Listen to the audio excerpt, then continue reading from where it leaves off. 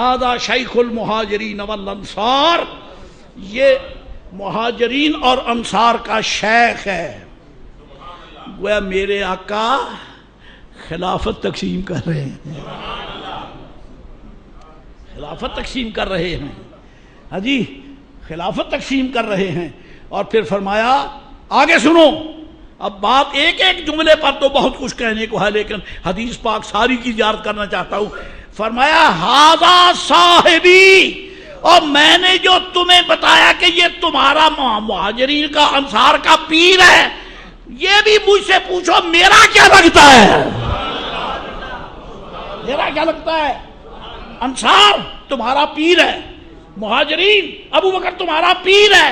یا رسول اللہ آپ فرمائیے میرا صحابی ہے، میرا صحابی ہے، میرا صحابی ہے. اور صوفیاء کے بقول یہ میرا شاگرد ہے، صوفیاء کے بقول یہ میرا مرید ہے. امام شارانی کتابیں پڑھا تو کرو فقیر کی محنت تو برائے. ہاں جی، اس میں حضرت نے وضاحت سے لکھا ہے کہ ایک صاحب خان کا شیخ جب اپنی محفل میں آنے والوں کو کہے کہ یہ میرے اصحاب ہیں، تو اس کا مطلب یہ ہے کہ میرے شاگرد ہیں، میرے مرید ہیں. اور میرے آقا فرماتے ہیں صاحبی، یہ میرا مرید ہے، تمہارا پیر ہے. دستار بندی ہو گئی صدیق اکبر کی، دستار بندی ہو گئی.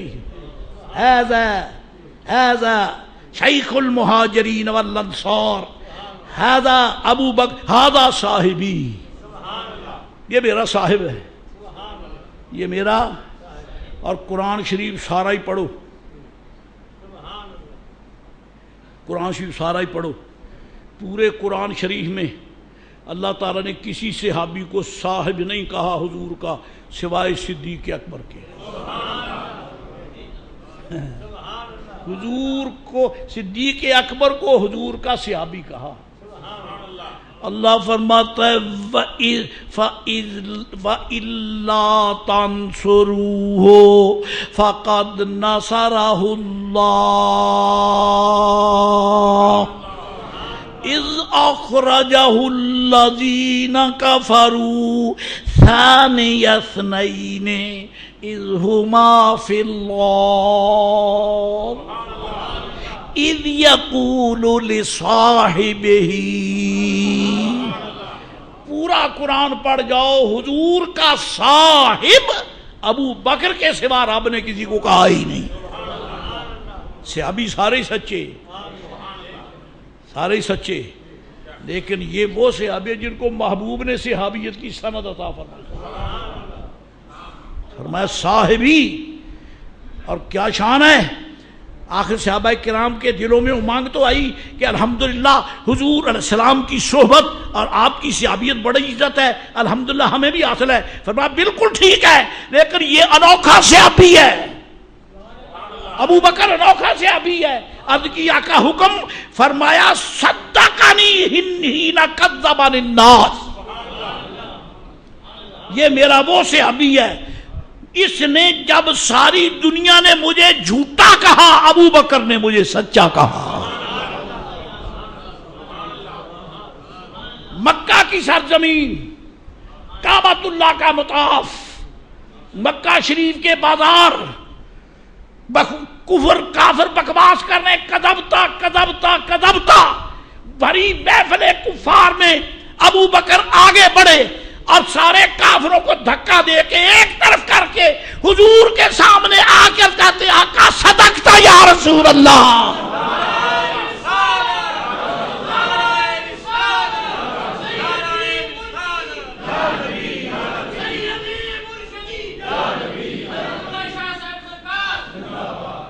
صدقتا، فرمایا صدقنی حین کذبنی الناس، اس نے مجھے سچا کہا جب لوگوں نے مجھے جھوٹ کی طرف منسوب کیا. وآوانی حین طردونی، میں کیا ترجمہ کروں، جگر پھٹتا ہے، کیا ترجمہ کروں، جگر پھٹتا ہے، لیکن سرکار کے لفظوں کا ترجمہ کرنا بھی میرا حق ہے. فرمایا آوانی ہینا طردونی، جب مکے کے کافروں نے مجھے دھکے دیے، ابو بکر نے آگے بڑھ کر دروازہ کھول کے عرض کیا کہ گھر تیرا ہے، حضور گھر آپ کا ہے۔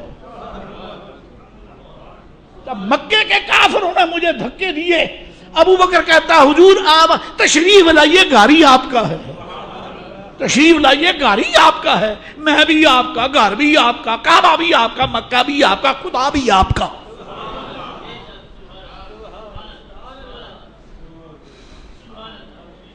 اور پھر آپ کی عظمت کے لیے تو اس حدیث شریف کا ایک حصہ تو آپ پورا کروں، پھر میرے آقا نے ایک اور خوبی گنی ابو بکر صدیق کی، وہ کیا؟ وَاشْتَرَى لِي بِلَالًا مِّن مَّالِي۔ یہ سبحان اللہ کہنے کا بہت عظیم موقع ہے۔ میرے آقا نے فرمایا وَاشْتَرَى لِي بِلَالًا مِّن مَّالِهِ، فرمایا ابو بکر وہ ہے جس نے بلال کو امیہ بن خلف بے ایمان کے عذاب سے چھڑایا اور خرید کر مجھے دے دیا، خرید کر مجھے دے دیا۔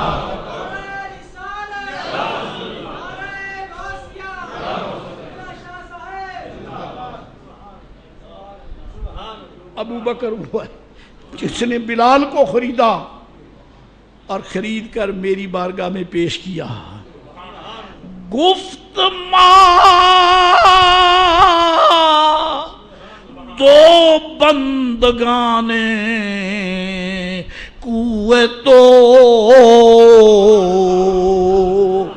کردمش آزاد من بر روئے تو۔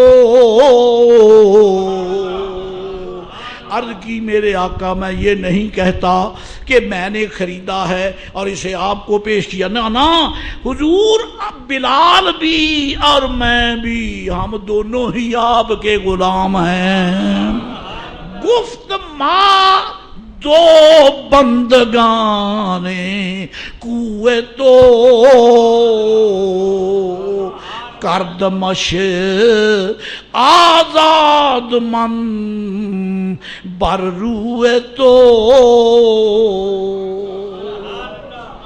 فرمایا واشترا لی بلالا، اس نے بلال کو خرید کر میری بارگاہ میں نذرانہ پیش کیا۔ نذرانے سے ڈرنے والوں، خدا کی تم پہ لعنت برسے، خدا کی تمہیں خدا کے غضب کی لپٹ پڑے، تم نذرانوں سے ڈرتے ہو، یہاں ابو بکر بلال کا نذرانہ پیش کر رہا ہے جی۔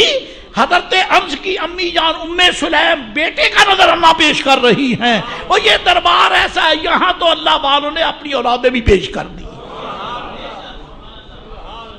عرض کی آقا میں بھی آپ کا، بلال بھی آپ کا، یہ بھی آپ کا غلام، میرا نہیں آپ کا غلام، یہ بھی آپ کا غلام، میں بھی آپ کا غلام۔